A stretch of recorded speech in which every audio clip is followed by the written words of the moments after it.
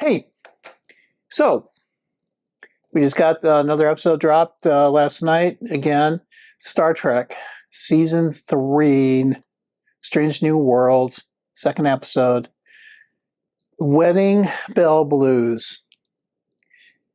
Very interesting, fun, entertaining episode, but this has confirmed a theory that we Trekkies have had for a long time. And this is Norb with Silver Aged. We look at the Golden Age, Silver Age, Bronze Age, modern movies back in the 60s, 70s, and early 80s, and sci-fi novels. And so Star Trek, the original series, Next Generation, they fit into this category, as well as the novels and comic books that were out there at this point in time. So now, where are we? We got the confirmation that we've been suspecting for a long time. And it's been rumored for a long time. And there was a novel out there called Q Squared that kind of gave us this hints about things. Yes, Q. Q is probably strongly connected with this. Actually, not probably is. We have definitive proof in this. This episode, solid episode, as good as the prior episode. No, but this is still good episode, fun episode. Our prime character in this is a wedding planner, and of course, a wedding that was never supposed to be. At this point in time, there was supposed to be a celebration of the centennial of the foundation of the Enterprise that Pike was going to have in space dock. And by the way, this is taking 3 months after the Gorn encounter. Enterprise is getting repaired. And this is also 3 months after Christine Chapel went on her fellowship to work with Dr. Koby. And Koby was an architectural medical guy. And once again, that goes into not Next Generation, but the original series. In the first season, we see this love interest that was there. So love interest is kindled. So basically, we get introduced kind of into the scenario.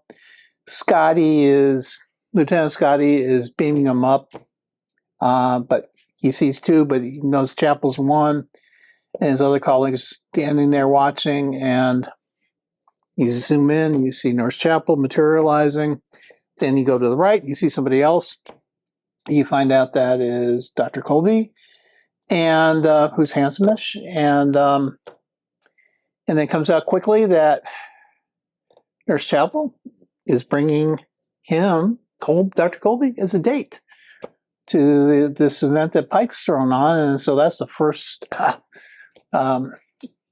thing in the heart, arrow in the heart that hurts Spock. I know he doesn't have emotions, but first arrow got him. And of course, Scotty, as soon as he saw this, he knew what was happening, that those two were not one or an item, but Spock had prepared to try to wine and dine her and learn how to dance. We saw the earlier episode. So that was kind of the prelude. So, she talks with him, gets a gift from him, and tries to get the gift back. And he goes, no, it's yours. And basically she said, well, come on down to the bar. We have all the group of friends are going to be down there. Join us. And so he gets there late. And there's a romantic joke. It's just a romantic joke, but there's a little scene about how the Nurse Chapel and Dr. Koby met, and how it was important to a certain thing that relates to remembering about her mother, about moons, stuff like that. And he hears this, and he has another arrow into his heart.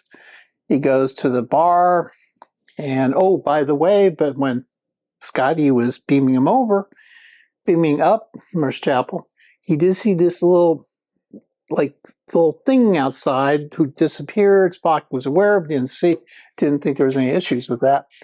And now we kind of know at this point something happened, and he goes, Spock's over the bar drinking something, and this bartender all of a sudden kind of changes shapes, and the bartender basically said, "Hey, try this, blah blah blah." And Spock goes, "Oh, it tastes good," and he said, "Take it slowly." And then we see Spock waking up in bed, and Nurse Chapel is laying next to him, and they're talking about their wedding that's going to be happening that day or next day. And so obviously something happened, and this entity who became the bartender, we learn that this entity is an imp, childless person, and for some reason he's trying to manipulate these two to get married. Actually, we do find out a reason, that he doesn't like Dr. Korby because Koby was too perfect when he met him on this home planet that he came from, supposedly home planet.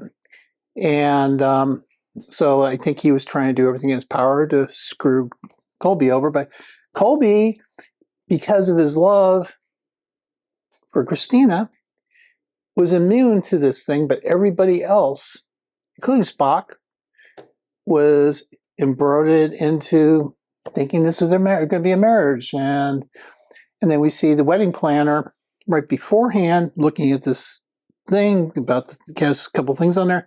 His hand looks human, but then you see the reflection, and you see a blue Andorian face with antennae. So you already hint, some problems are happening. And so, one thing leads to another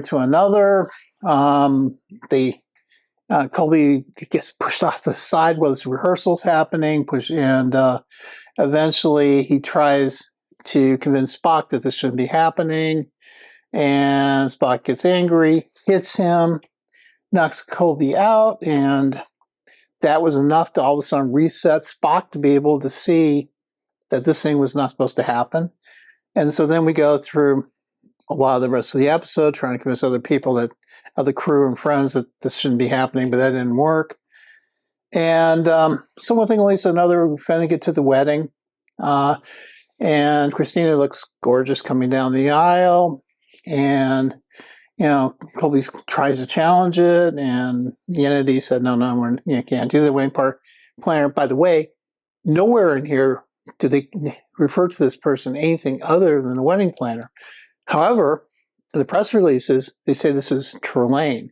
Trelane from the season 1 original Star Trek episode, who was a childless person who played the piano and kind of friendly tortured people, and he just didn't get that how to treat people properly. And then, of course, at the end of the episode, we see he was sucked away by his parents.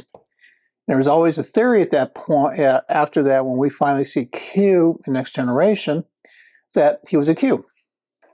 So guess what? We find out here, some blue entity comes in and basically says to, when things fall apart at the wedding, at this potential wedding, because Christina, the other emotional thing here was remembered that this is not actually should be happening because of the emotion. So this bluish cloud comes in and basically talks down to Trelane, who we don't call Trelane, the wedding planner, basically saying you're childless, you're a child, and you're only 8,000 years old. And he goes, no, I'm 8,020, Ram gave me back to as like a teenager would. And but the voice, that bluish cloud, it was Q, that we've known from Next Generation, Voyager, Deep Space Nine, Picard. We now know for a fact that this has been canonized. I think that's great. Awesome. Great moment in this. Loved it. Now, the rest of the episode, after he disappears, it just meanders here and there, kind of a little bit weakish, until at the end we see Ortega had to leave the after party, and she's still struggling. She's hitting a bag, and We see an image behind her, sort of a Gorn, so she still has the Gorn stuff killing her and ripping her apart, and that's where we depart. So I rate this episode, I give this a bronze. My highest level would be platinum. Platinum, gold, silver, bronze, tin, lead. Yeah, I just can't get to the silver level.